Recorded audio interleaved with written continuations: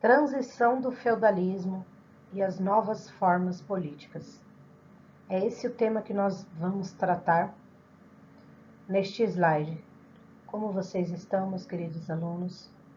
Eu peço desculpa pela voz.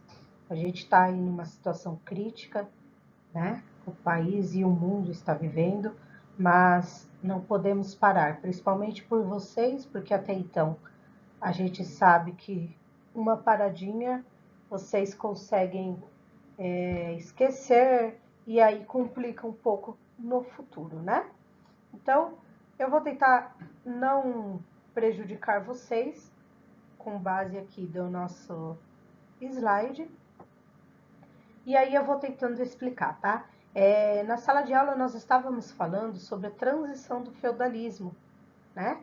Quando o feudalismo acaba, né, o final da Idade Média para ir para a Idade Moderna. Falamos sobre o Renascimento, né? O Renascimento cultural e o Renascimento científico, que foram os momentos em que as pessoas começaram a pensar por si. O homem virou o centro do universo, não mais Deus. Alguns cientistas conseguem descobrir através do heliocentrismo, né? Eles tinham a ideia de que o Sol era que rodava em torno da Terra e depois descobriu que não, né? E aí falamos sobre os artistas também, os mecenas, né? Que todos foram aqueles responsáveis também pela essa transição, tudo bem? Agora nós falaremos sobre as novas formas políticas, porque vai surgir, não vai mais ficar com aquele sistema feudal, onde os senhores feudais, né, possuíam na parte camponesa dos agricultores, né, eles meio que exploravam aqueles que estavam lá. Aí lembra que nós falamos também dos burgos, e é aí que nós vamos continuar, tudo bem? Vamos conversar um pouquinho então esse assunto para vocês verem aí uma prévia do que nós vamos ver. Nós começamos a fazer isso na sala de aula, mas como já foi na última semana de todo esse alvoroço, então eu achei melhor retomar um pouco para vocês conseguirem lembrar, tá? Essa primeira parte aqui, então, conversando sobre o assunto. Na Europa, durante a Idade Moderna, os campos religiosos e políticos passaram por grandes transformações. A unidade religiosa europeia foi quebrada por diversos movimentos reformadores que contestavam a autoridade da Igreja Católica. Já no campo político, os reis procuravam aumentar o seu poder. Então, neste slide, meus queridos, nós vamos estudar a formação dos estados absolutistas. Como foi que esses reis acharam melhor aí cuidar das suas terras, né? Como eles queriam que fosse. Então, assim, o poder estava nas mãos do rei. Então, entre a Idade Média para a Idade Moderna, os burgueses, né? Lembra que a gente falou sobre os burgueses? A burguesia que nós temos hoje, que a gente, quando fala, o cara é burguês, né? Não sei o quê, tem duas formas que a gente vê hoje. Alguns dizem que um cara é burguês quando é alguém que veio viajar aqui para o Brasil.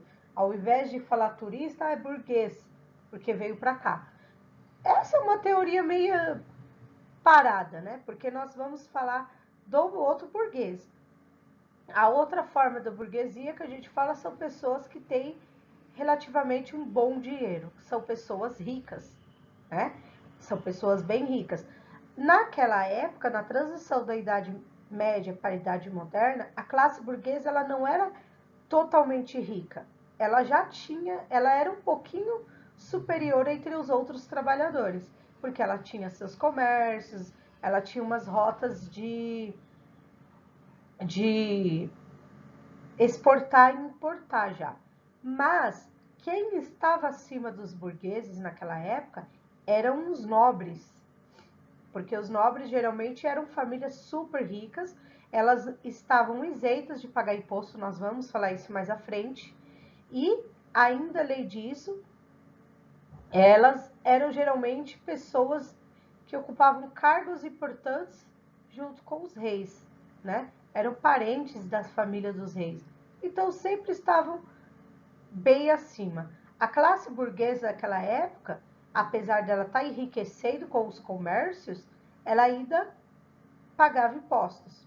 Tudo bem? Então, voltando aqui no nosso slide, a transição da Idade Média para a Idade Moderna, nesse período, então, os burgueses eles conseguiam enriquecer mais na medida que os senhores feudais iam perdendo seus poderes. Lembra que nós falamos na sala de aula?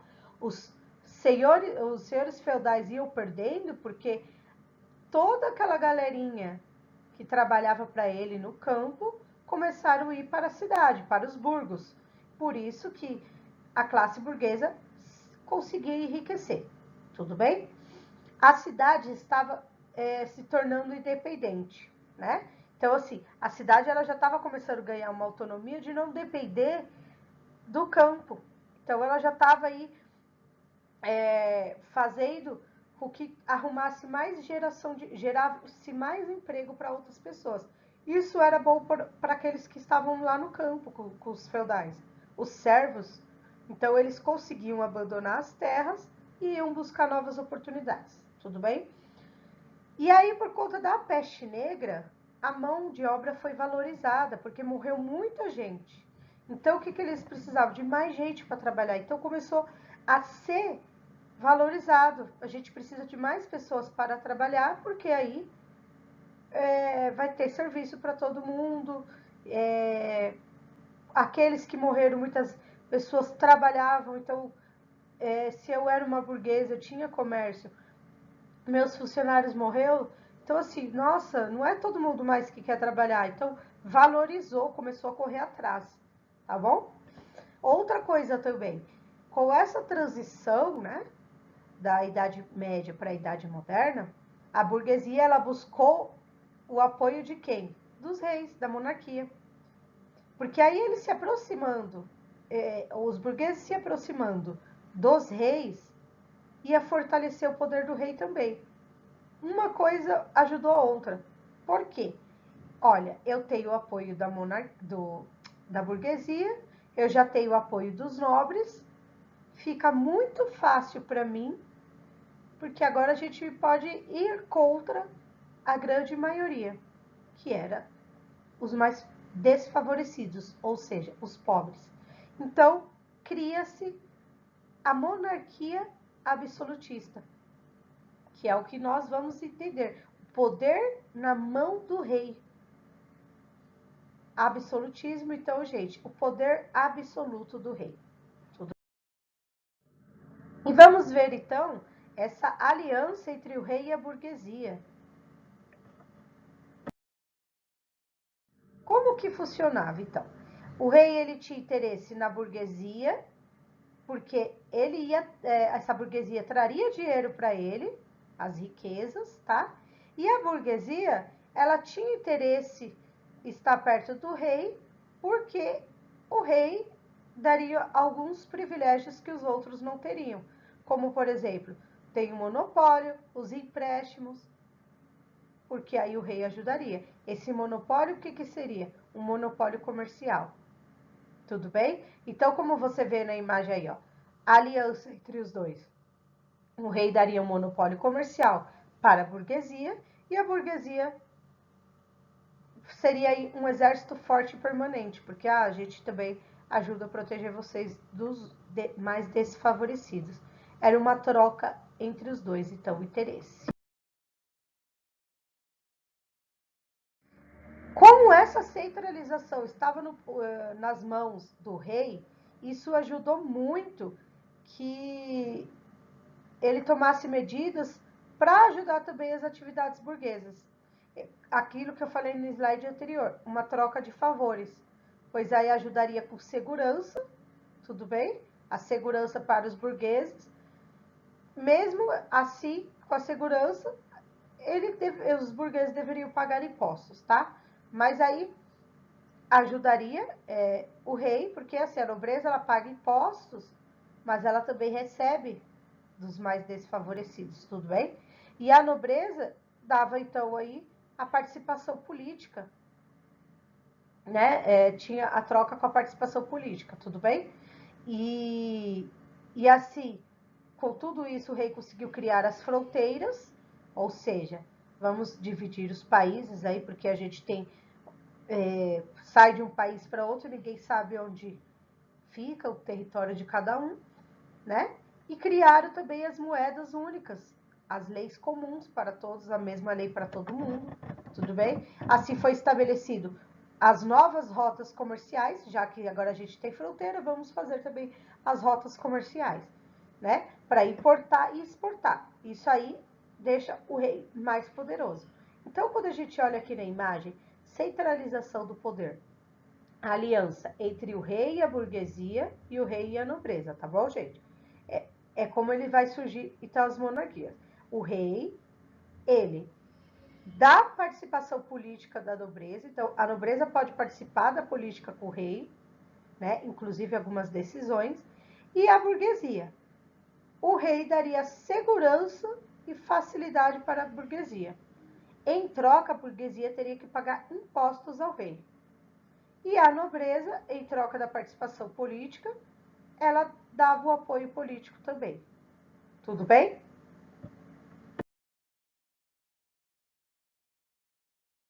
Então vamos ver um pouquinho cada região, como que funcionou esse poder absolutista, tudo bem? A gente vai começar pela França, o absolutismo.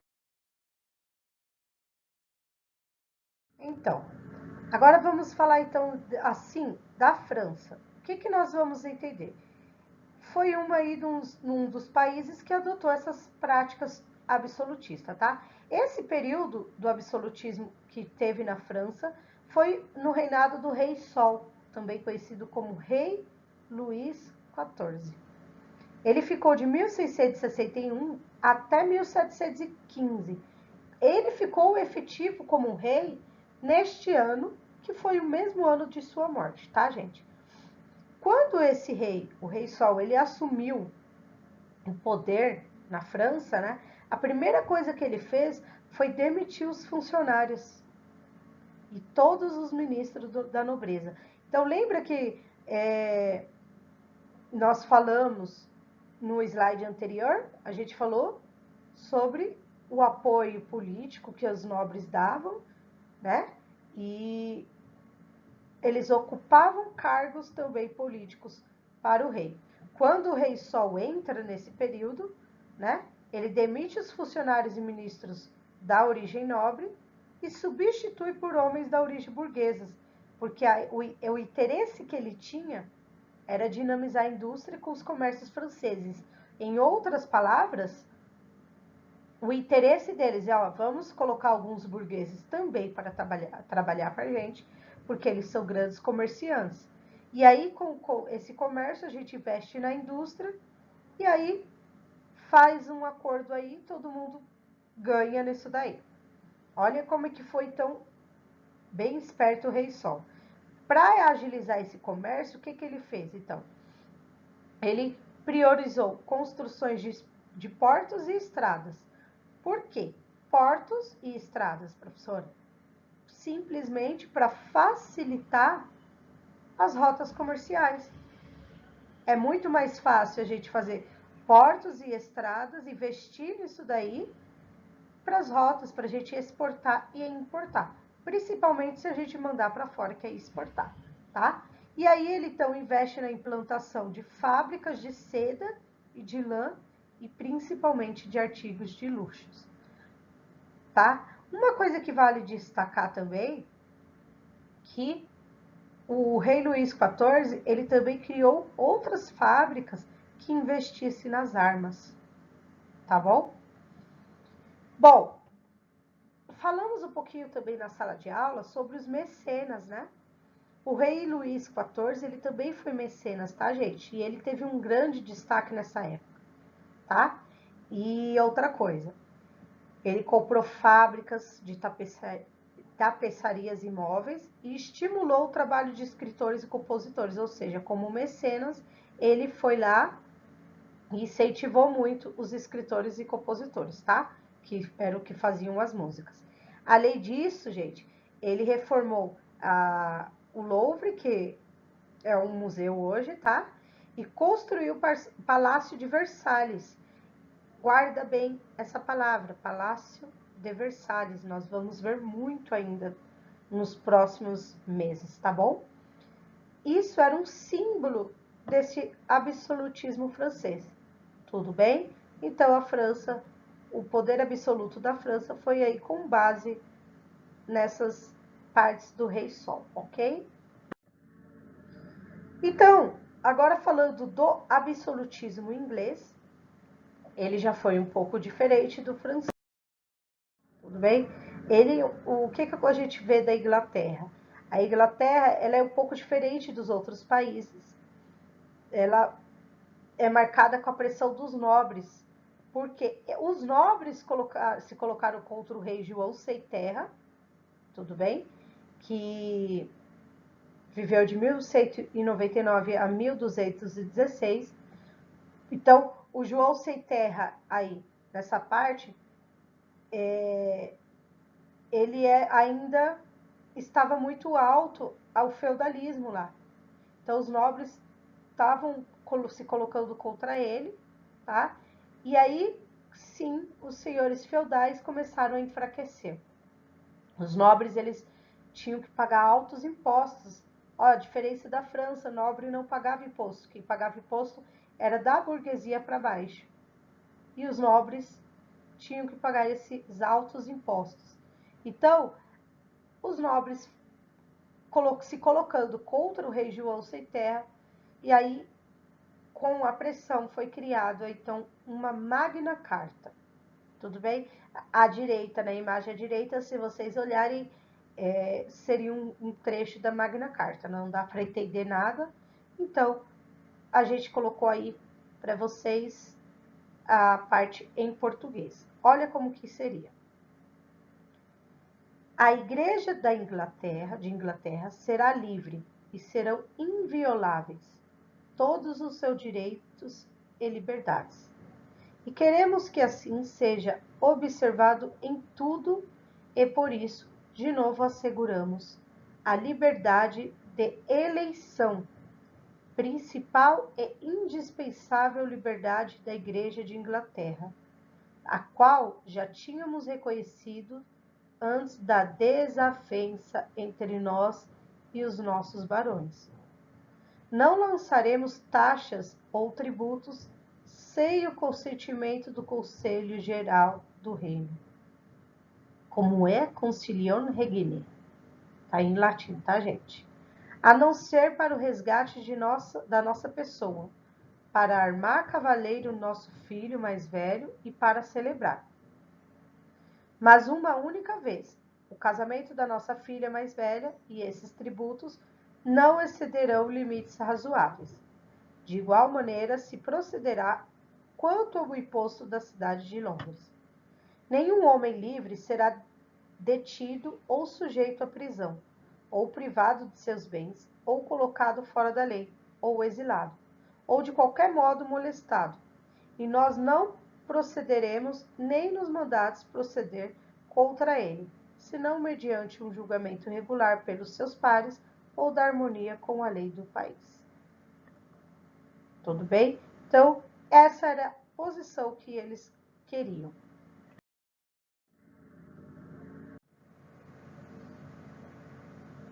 Depois, então, dessa guerra, ou depois aí da Carta Magna, a gente falou também da Guerra dos 100 Anos, né? Quanto tempo durou a Guerra dos 100 Anos mesmo? Bom, nesse período da Carta Magna, então, após a Guerra aí dos 100 Anos, a Inglaterra ela passou por uma outra guerra. Era uma guerra civil em que disputavam duas famílias, os Lancasters e os Yorks, tudo bem? E essa guerra acaba com a ascensão, ou seja, quem acaba aí tomando o poder foi o Henrique Tudor. Ele tinha um apoio dos Lancaster. Então começa um Estado moderno inglês, tá bom? Essa guerra se chamou Guerra das Duas Rosas, tudo bem? Então, gente, o Tudor, ele ganhou o nome de Henrique VII, tá?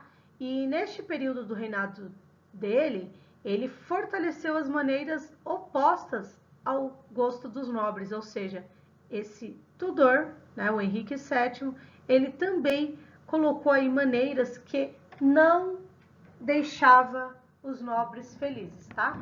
Então, com essa intenção que ele tinha, era tentar subjugar a elite, ou seja, os ricos, tá? Os nobres. E aí o que ele fez? Julgando os nobres, chamou os burgueses para participar dessa política inglesa, tá? Depois do Henrique VII, veio seu filho Henrique VIII.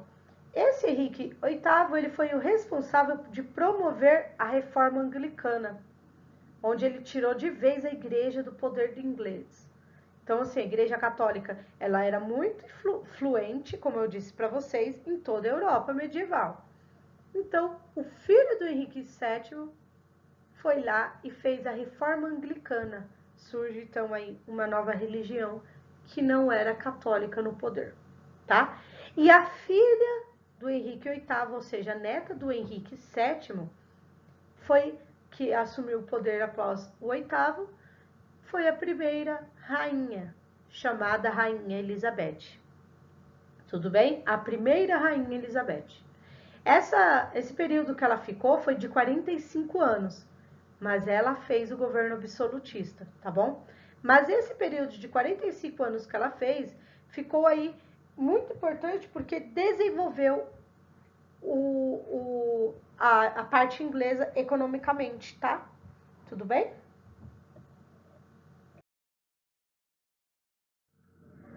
E como funcionava, então, a política econômica do absolutismo?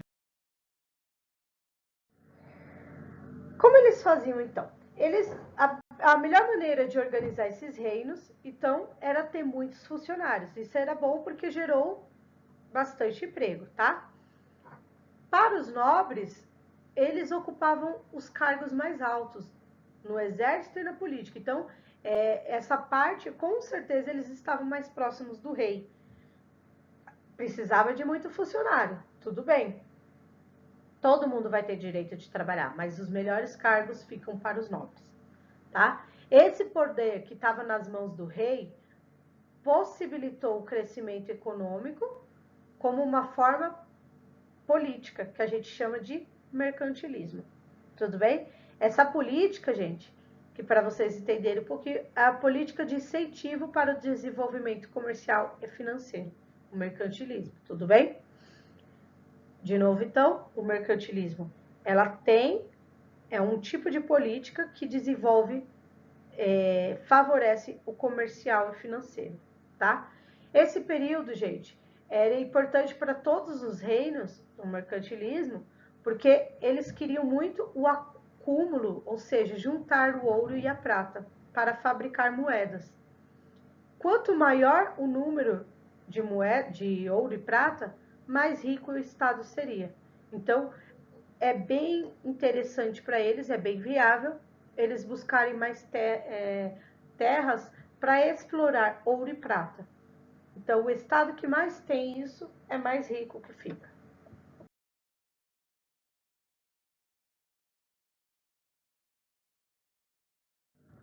Eles dividiram a prática mercantilista, tá? Dividiu em 6 partes. Desculpa, 5. O colonialismo, o metalismo, o protecionismo, a balança comercial favorável e o incentivo à produção manufatureira, tá bom? Manufatureira. E o colonialismo, então, era o quê? Era através de pacto colonial, né? Era importante ter uma colônia, ou seja, ter terras para manter a relação comercial. Então, qual era a ideia desses países? Vamos buscar terras, vamos colonizar aquelas terras, né? A gente faz um pacto com quem estiver vivendo lá, se não melhor, e aí a gente vai ter uma relação comercial melhor, porque a gente vai buscar aí atividades que nos dê dinheiro, tá bom? Era assim que eles pensavam, vamos buscar terras.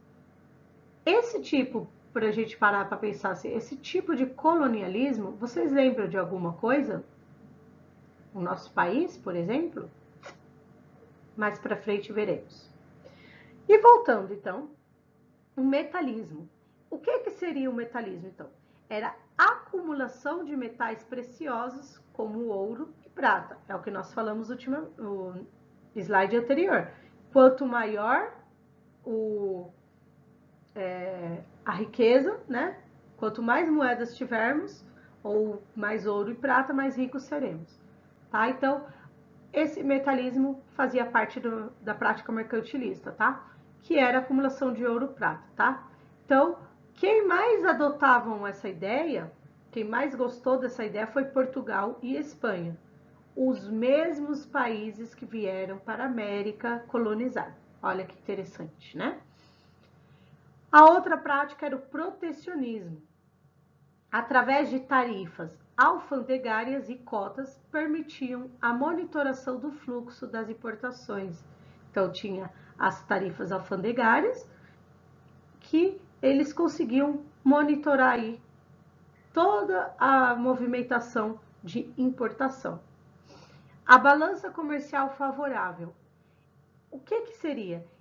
Para eles, era mais importante exportar do que exportar do que importar. Tudo bem?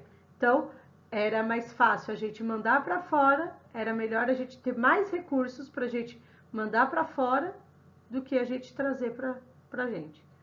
Por que isso? Vamos pensar assim. Se eu compro mais do que eu vendo, será que bateria aí alguma coisa? Poxa, acho que não vai bater certinho meus dinheiro. Eu compro mais do que vendo, então vai ter uma hora que eu vou ter um estoque maior. Então a ideia era, então, exportar mais do que importar. E por fim, o incentivo à produção manufatureira. Esse incentivo, gente, do Estado, era as atividades postas por matéria-prima, em transformar bens de consumo. Então, todo tipo de matéria-prima, eles incentivavam essas pessoas a trabalharem para pegar aí e transformar em bens de consumo. Então, funcionava aí, ó, dessa maneira, o Estado absolutista, era tudo em volta do rei, tá bom? Aí tinha o reinado do Estado, a igreja, a nobreza feudal, e assim vem a sustentação, né? Que a igreja e a nobreza que sustentava o rei. Mas para elas sustentarem o rei, elas precisavam aí de impostos. Quem pagava os impostos? Os camponeses, né? Esses camponeses, eles eram submissos ao rei. Pagava impostos para a nobreza e a igreja e pagava impostos para o rei, tá? Outra parte, a burguesia. A burguesia também pagava impostos para o rei, mas também apoiava o rei. E os artesãos, que também pagavam impostos para os reis e eram explorados da burguesia, eles eram explorados, tudo bem? E aí, assim que funcionava todo esse Estado absolutista, ok?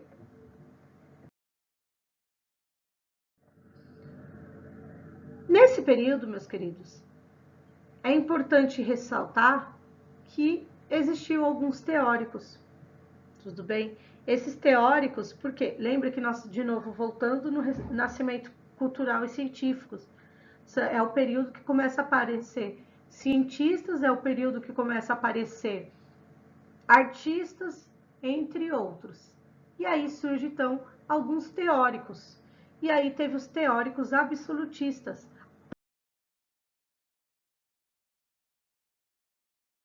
Tentava entender o que era esse poder na mão dos reis. Outros já eram contra. Vamos falar um pouquinho, né, disso daí. Então, esse poder na mão do rei, né, ele tinha o apoio da burguesia e tinha muito dinheiro, né, muita abundância de capital, ou seja, muito dinheiro. Esse dinheiro aí, e com o apoio da burguesia, fortaleceu muito o poder do rei, tá? E assim, os reis tornaram um símbolo nacional da união política, ou seja, em todas as terras, o rei é um símbolo nacional. Mas mesmo com essas mudanças que tinham no reino, a gente tem que lembrar que as características medievais ainda eram presentes naquela época. mesmo alterando muita coisa, né, surgindo os burgos, toda essa fase do povo sair do campo para ir para a cidade, mesmo isso, as características medievais continuavam, tá? Por quê? Uma das principais características que tinha é porque o rei, para ele ficar lá no trono, ele usava essa teoria dele de que se chamava direito divino dos reis. O próprio rei, que ele está lá governando, ele vai dizer que é Deus que escolheu ele para ser o rei. Então, qualquer pessoa que viesse questionar o rei era acusado de estar questionando Deus. Isso era um problema grave para eles. Então, o direito divino dos reis era a justificativa das teorias deles, que o rei foi escolhido por Deus para governar. E aí, gente, começa a surgir esses intelectuais absolutistas, tá bom? Que é os teóricos. Eles tentaram compreender, então, esse novo sistema de mercantilismo e desses estados absolutistas, tá? Era um período de renascimento e aquilo que eu falei para vocês, era a ideia mostrar que o homem era o centro do universo. Então, isso ajudou um pouquinho a figura do rei, tá? Eu vou falar um pouquinho de cada um desses intelectuais. Esse primeiro que eu vou falar, Nicolau Maquiavel, ele é um dos mais importantes, um dos mais conhecidos desse período, tá? Nicolau Maquiavel, em sua obra O Príncipe, argumenta contra qualquer forma de lei que limite a autoridade do governante. Ele defende que o príncipe deve fazer tudo o que estiver ao seu alcance para garantir-se o poder e garantir a unidade do Estado. Então, olha como ele vai falar uma parte do livro dele. A natureza dos povos é inconstante. Sendo assim, persuadi-los de uma coisa, mais difícil mantê-los nessa persuasão. Portanto, convém estar preparado para convencê-los pela força, quando já não estiverem convencidos por si mesmos. Moisés, Ciro, Teseu e Rômulo não teriam conseguido fazer as suas constituições fossem respeitadas por tanto tempo se tivessem desarmados. Então ele diz, a gente para convencer tem que convencer aí na base da autoridade. Tem que mandar, tem que mostrar que quem manda aqui sou eu. Era mais ou menos assim que ele queria dizer. Tudo bem? Veio um outro filósofo chamado Thomas Hobbes. O Thomas Hobbes, em Leviatã, foi o nome de seu livro, por sua vez, enuncia que a natureza humana não é boa, pois é movida pelo desejo e pelas paixões. Considera que cada indivíduo evoluir deste estado natural em que as pessoas seriam naturalmente ruins. É preciso entrar em outro estado, o estado político.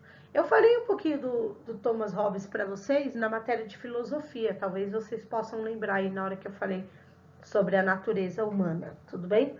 E aí o Hobbes ele vai dizer assim, a única maneira de instituir um tal poder comum capaz de defendê-los das invasões dos estrangeiros e das injúrias um dos outros.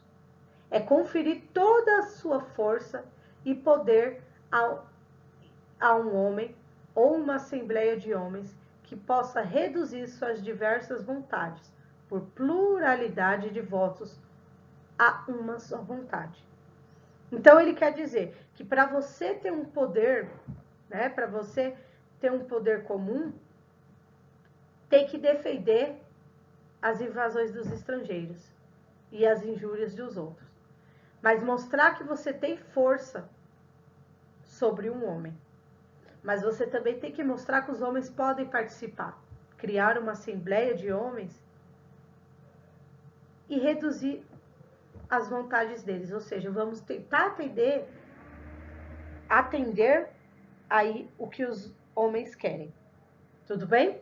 Assim, vamos tentar entender o que as pessoas precisam e diminuir, então, essas vontades realizando. Tudo bem? é tentar melhorar, já que para ele a natureza do humano não é boa. Então vamos ajudar tentando ser bom para eles. Bem assim, tudo bem?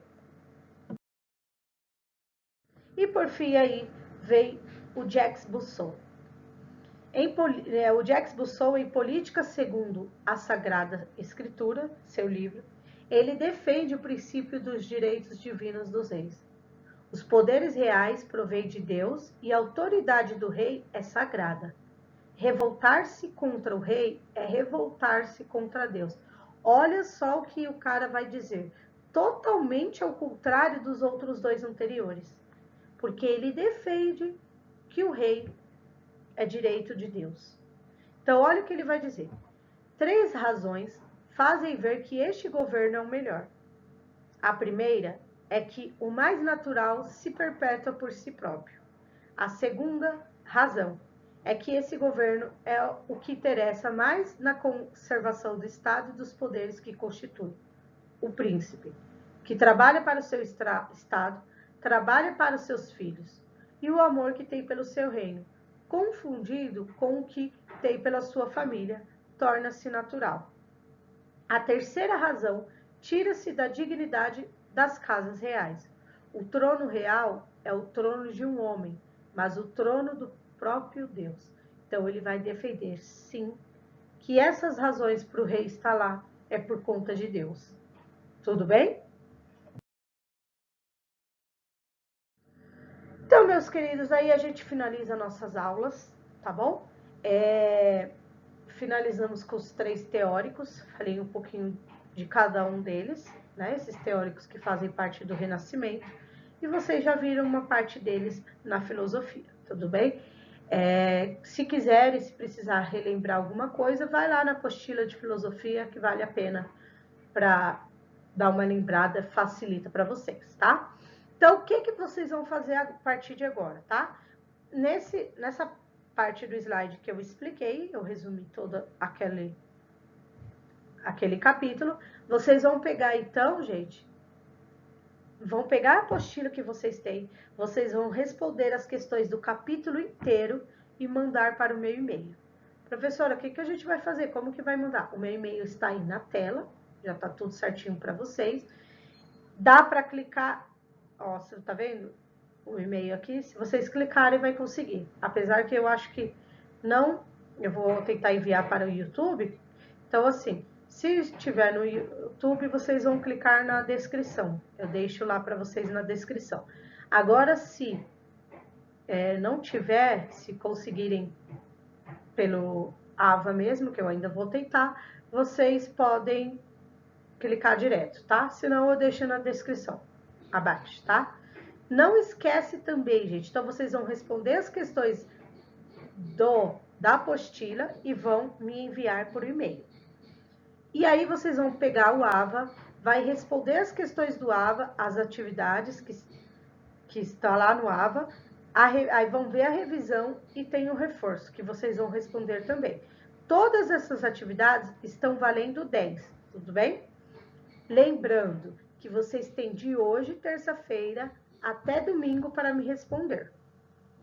Tudo bem? Então, vocês têm até domingo para dar um up aí e responder todas as questões. Cada uma vai valer 10, então isso vai ajudar bastante para vocês, tá? Aí, gente, aqui no próximo, eu deixo aí uma sugestão para vocês entenderem um pouquinho esse absolutismo e mercantilismo, tá bom? Quem tiver um acesso ao Telecine, que eu não sei se todo mundo tem Telecine, quem geralmente tem, consegue acessar via streaming, né? Que é igual ao Netflix, você escolheu o que você vai assistir na hora.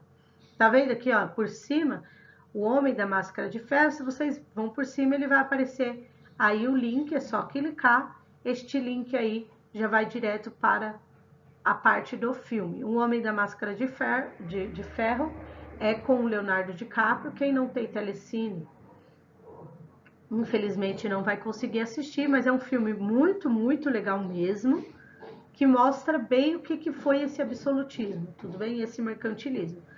Não sei se vai conseguir, apesar do Telecine estar aberto durante 30 dias por conta do coronavírus, mas não custa tentar, de repente vocês conseguem. Agora quer saber um pouco mais detalhado? Tem uma série na Netflix chamada Versailles, desculpa, que também vai falar bastante desse absolutismo francês e inglês, tudo bem? E aí, créditos para vocês de animação. O mercantilismo resumidão em desenho, toda animação, muito bacana, eu acho que vocês vão gostar. E a navegação do absolutismo, que foram aí as rotas comerciais, inclusive até chegar aqui no Brasil. Como que eles fizeram por conta do ouro e a prata. Tudo bem? Não se esqueçam, então, meus queridos, que essas atividades que eu estou pedindo para vocês é até domingo, 29 de março, tá bom? Para na próxima semana, se a gente continuar nessas paradas, a próxima semana eu já consegui para vocês aí dar continuidade em outra parte, outra matéria, tá bom? Obrigada a todos aí, eu peço desculpa pelo áudio, não tá 100%, infelizmente aí tô com vizinhos com obra e tá difícil aqui para ficar em silêncio, tá bom? Obrigada mais uma vez. Qualquer dúvida, vocês podem me enviar por e-mail ou na descrição lá pelo YouTube, que se eu enviar o vídeo vai ser por lá, tudo bem? Mais uma vez, até a próxima. Beijos, tchau, tchau.